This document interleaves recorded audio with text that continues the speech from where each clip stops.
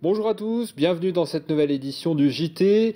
La gauche fera-t-elle carton plein sur les 8 circonscriptions du Finistère dimanche prochain? C'est un scénario possible au vu des résultats du premier tour de ce dimanche. Avec Olivier Clèche, le rédacteur en chef de TBO, nous ferons le point dans un instant, mais auparavant un point sur l'actualité de ce lundi 11 juin 2012 dans le Finistère. On en sait un peu plus sur le drame qui a touché Fouesnant ce dimanche. Un père de 34 ans a été retrouvé pendu à son domicile. Ses 2 enfants de 4 ans et 18 mois ont été retrouvés sans vie dans leur chambre. La mère de famille était absente du domicile conjugal au moment des faits. Ce lundi, le procureur de Quimper a donné quelques détails sur les circonstances de ce drame familial. On l'écoute au micro de Jean Le Borgne du Télégramme. Les premières vérifications et investigations ont permis de montrer de façon quasiment incontestable que le père avait tué ses enfants sans doute par asphyxie avant de se donner la mort par pendaison. Sur les déroulements de l'enquête elle-même, donc en fait ce sont les parents de l'homme qui ont trouvé hier matin vers à peu près 7 heures un mot sur le pas de leur porte. Donc écrit manifestement par leur fils, annonçant ses intentions suicidaires, et les reliant, enfin suicidaires et homicidaires si j'ose dire, et les reliant à des problèmes conjugaux. L'autopsie des enfants a eu lieu ce matin, et les médecins légistes ont trouvé les traces habituelles d'une mort par asphyxie. Techniquement parlant, l'enquête évidemment pour homicide volontaire se poursuit. S'il se confirme que c'est le père qui a tué ses enfants, elle se terminera par un classement à raison de l'extinction de l'action publique. Une poignée de salariés de l'entreprise Doux étaient réunis devant le siège à Châteaulin ce lundi. Plusieurs rendez-vous importants étaient programmés en effet pour l'entreprise. Un comité extraordinaire chez Père Dodu à Quimper. La convocation de l'ancien directeur du groupe Guy Audry pour un entretien préalable à son licenciement. Et puis également une annonce du ministre de l'Agriculture concernant les éleveurs de volailles. Le point sur la journée avec Marina Dété. Rassemblement symbolique devant le siège social de Doux. Une quinzaine de salariés en congé forcé ce jour a bravé la pluie. L'ancien directeur général du groupe Guy Audry était convoqué à Châteaulin ce lundi matin. La direction lui fait grief de certaines choses, donc c'est un entretien préalable à un licenciement. Monsieur Audry nous a emmené un courrier au directeur de l'établissement Doux et aux organisations syndicales. Monsieur Audry nous demandait d'être à son écoute et qu'il se proposait à une réunion avec nous.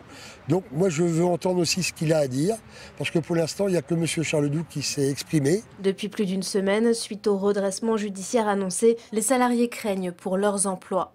Plus largement, la production fonctionne au ralenti. On a du mal à assurer le travail et assurer les livraisons qu'on pourrait faire, faute de matériel, de matières premières. Les poulets, on les a à peu près, mais ce qui nous manque souvent, c'est du film, des barquettes, voilà, des choses comme ça. Il doit y avoir des arriérés au niveau des fournisseurs. Au niveau de l'abattoir, ils ont été en arrêt vendredi, et au niveau de la découpe, nous sommes en arrêt aujourd'hui. On nous a mis un congé non décidé, enfin décidé par l'employeur. C'est des congés sans solde, évidemment, et donc et on a 7 jours en tout de prévus sur Châteaulin de congés. Les éleveurs du groupe volailler connaissent eux aussi d'importants impayés. Stéphane Le Foll, le ministre de l'Agriculture, souhaite que tous les aviculteurs puissent bénéficier du report de leurs échéances financières. Les salariés décideront d'une action à venir en fonction des résultats de la réunion des syndicats de la filière avicole qui doit se tenir à Rennes ce mercredi. Social encore avec la reprise du travail pour les agents des cantines de Brest. Le maire de la ville, François Cuyand, a reçu les syndicats ce lundi matin. Il s'est engagé à réévaluer les salaires des fonctionnaires. Le personnel réuni en assemblée générale a donc voté la reprise du travail. L'espoir renaît pour l'Arvor 29. Le CNOSF, le Comité national olympique et sportif, a nommé ce lundi un conciliateur. En clair, la relégation en D2 infligée au club de handball brestois pour mauvaise gestion est donc suspendue pour le moment. La Coupe d'Europe est donc à nouveau accessible pour les filles de l'Arvor 29. De quoi regonfler le moral des supporters rassemblés samedi, place de la Liberté à Brest, pour soutenir le club. Résultat de la conciliation avec le CNOSF le 2 juillet prochain. Plus de détails dans Multisport sur TBO. Une forte abstention, un vote utile. Voici les principaux enseignements de ce premier tour des élections législatives de ce dimanche. Dimanche prochain, la gauche fera-t-elle carton plein dans les 8 circonscriptions finistériennes? Olivier Clèche, bonjour. Bonjour Frédéric. Vous êtes le rédacteur en chef de TBO, vous avez suivi de près ces élections. Alors on va peut-être d'abord rappeler les principaux résultats dans ces 8 circonscriptions. On commence par la première, celle de Quimper, où Jean-Jacques Urvoas devance Jean-Philippe Fontaine. Dans la deuxième circonscription, Patricia Adam devance avec 49,36% des voix Marc Berthelot, qui totalise 22,50% des voix. Et dans la troisième, Marguerite Lamour devance Jean-Luc Bleven. Dans la quatrième, Marie-Lise Lebranchu totalise 48,21% des voix devant Agnès Lebrun, 32,59%. Dans la cinquième, Chantal Guittet est à 41,99% des voix devant Jacques Le Gouen, 35,55%. Et dans la sixième, Ferrand devance Dominique Cap, 27,76%. Dans la septième, Annie Leloc devance Didier Guillon. Et dans la huitième, Gilbert Lebris devance Atto Docena. Alors ces résultats montrent vraiment que la vague grosse a submergé le Finistère, ou presque. Oui, tout à fait. Alors la vague rose n'était pas une surprise en elle-même, c'est sa hauteur qui est un peu surprenante. Et je crois que les premiers intéressés, les candidats de gauche, étaient eux-mêmes, se disaient eux-mêmes hier soir les premiers surpris. C'est vrai qu'on a frôlé la barre de la majorité absolue, donc du premier tour dans 4 des 8 circonscriptions. C'était le cas à Quimper, c'était le cas à Bretteville, à Concarneau, ça aurait pu être le cas aussi. Et Morlaix. Et à Morlaix, où Marie-Lise Lebranchu donc, a frôlé les 49%. Donc c'est un score vraiment particulièrement notable. Alors, on va peut-être s'intéresser à 3 circonscriptions en particulier. On commence par Brest rural, où Marguerite Lamour devance le candidat donc PS, devance les 2 candidats de gauche, puisqu'il y avait donc une investiture écologie les Verts.